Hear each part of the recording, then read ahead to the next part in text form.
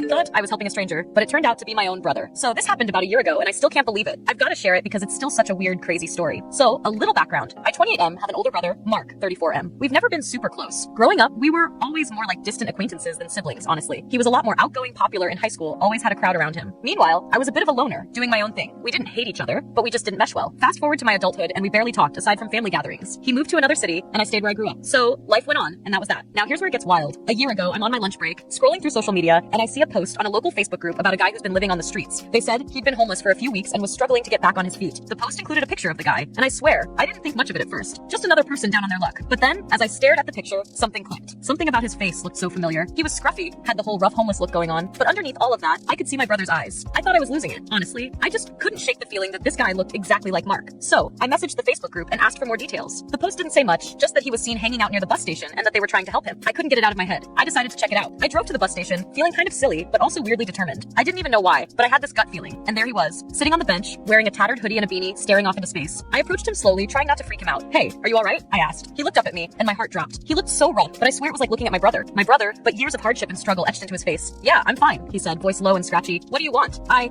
think I know you," I said, barely able to get the words out. "You look like someone I know. Your name's Mark, right?" His face went from casual to panicked in about half a second. He looked around, then at me, like he couldn't believe it. He stood up, his body stiff. "Who the hell are you?" he snapped, stepping back. "How do you know that?" I swallowed hard, trying to calm myself down. "I'm your brother, man. I'm your brother, and I'm here to help you." For a second, I thought he might laugh it off, tell me I was crazy, but instead, he just froze. His expression softened for a second, before turning stone cold again. "You have no idea what you're talking about," he said, shaking his head. "I don't have a brother. I don't know you. Get lost." I was stunned. It was him, I was sure of it, but the man standing in front of me was a complete stranger. My brother, was homeless, and he didn't even recognize me. I didn't give up. I kept trying to convince him, telling him about our childhood, our parents, and the things only he would know. I guess something clicked because, after a long silence, he finally sat back down, defeated. I don't even know who I am anymore," he whispered. "I've been running for years." We sat there in silence for a while, and eventually I convinced him to let me take him to a shelter. It wasn't much, but at least it was a start. He didn't remember me at first, and honestly, I'm still not sure if he fully recognized me even after that day. But we've stayed in contact since. He's been slowly getting back on his feet, and we're working on rebuilding some kind of relationship. It's a slow process, but I'm glad I did something instead of just walking away. To this day, I can't shake the feeling that it wasn't just fate that brought me to that bus station. It was something bigger. I don't know if I'll ever understand what happened to him, or why he chose that path,